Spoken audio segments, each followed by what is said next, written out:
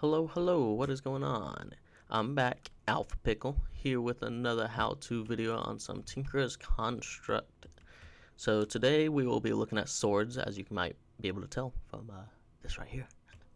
Before we get started, I want to thank the person who asked me to make this video on swords, and I had to do quite a few experiments to come up with these, so hopefully you enjoy, and let's get right into it. Hey, we're back over here at our 4 tables. So these are both long swords and these are both cleavers. The longsword, I'm pretty sure, does the most damage for like the speed. I think it's the best of the 3 variant basic swords you can make in Tinker's Construct, so that's the one I went with. You can use this design probably for any 3 because they got the rapier and the broadsword as well. But today we're going to be doing the long swords. So the reason there's 2 here and not just 1 is because this is going to be the best, like, one that most people are going to make, in my opinion, because Manilium, most people know how to get that, so pretty easy to make. This one, however, is quite a bit better, and in my survival modded series on Feed the Beast Revelations, I am going to go for this one for sure, because it does quite a bit more damage. Here's the damage by default, 11.14. This one's 15.85, and if you didn't know, a player in most of the common mobs have 20. So a player has 20 health because they have 10 hearts. So this would almost one hit, but not quite. And this one is about half. So it's definitely worth getting the evil infused, and I'll show you how to get that in a bit. It does take a nether store though. That's going to be the expensive part for most people. We got the cleavers over here, kind of the same thing. Got one with Manilium, so that way if you want to go ahead and make one right now, you can off this video. And if you want to go for the crazier one, that's going to be a bit more expensive, but again, worth it in my opinion. Here's the same recipe, and this cleaver does 26.51 right off the start, and this one does exactly 20, so it's kind of on the edge. I wish it did 21, because then I probably wouldn't add quartz to it, but we'll get into that later. So these are all the default damage. So 26.51 on that one, which is made like that. Bone, netherrack, evil infused, 20 hearts for this cleaver, which is manilium, however you say that, netherrack, and bone. This one's 15.85 for the longsword, and we got netherrack, paper, and evil infused, and this one's 11.14 starting out, which has netherrack, paper, and the menolin, or whatever it's called. I'm going to say that 12 different ways in this episode.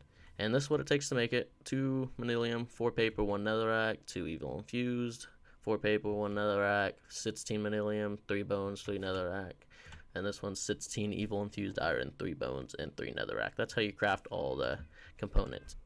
So let's go ahead and grab these 4 swords to get going.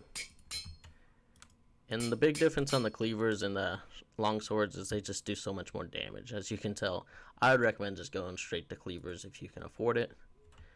But, I mean, a long sword would probably be useful too. Cleavers do give you heads if you're going for, like, nether heads or something. All these, I would suggest putting all your modifiers straight on quartz, just like that.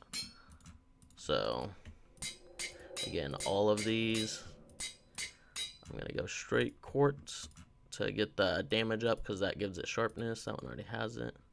And the only one I would recommend doing anything different with the first modifier, and you'll get more modifiers as you use them if you didn't know from Tinker's Construct. The only one that I would suggest anything different is the evil infused cleaver, because it already does 26.5 hearts of damage. So I would go ahead and put redstone on it, because the cleaver's downfall is going to be the speed, which I thought it showed you right there.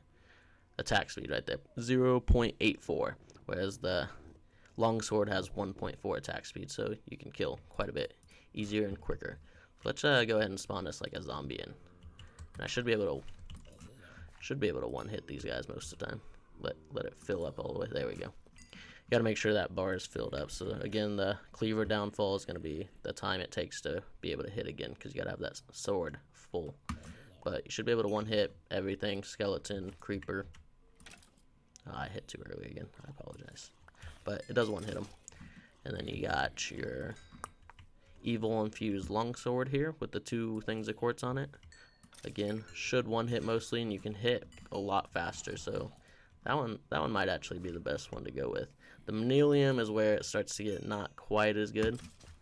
It's gonna hit a lot slower on this cleaver, but it does one hit. And then you got your Manilium Longsword, which is not going to one hit. Just FYI. Look at that, half a heart left up there. And the zombie has 0 hearts basically, so you can just... But if you level it up once, add one more thing, another quartz to the Manilium Longsword. That one's a lot easier to craft, and you, I believe we'll be able to one-hit him. And the reason it's one-hitting him, even though it says 1499, is because we went with the Netherrack, and it adds the Hellish trait. So it adds +4 damage to non-nether mobs, which I did on, I think, all of them, yeah. It's very useful due to the fact you get from 11.14 to 15.14 with no modifiers right off the gate for anything not nether.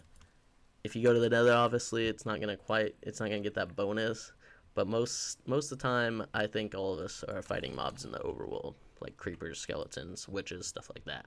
So like this one right off the start, 19.85 with no modifiers. So you could probably go with one thing of quartz honestly on this one, and the other one with redstone or whatever else you want, looting. And this one's that should be at 24 right out off the gate. So these are what the damage says, but they actually have +4 against non-nether mobs. So 20 to 24, 26.51 to 30.51 with that. So they're all pretty good.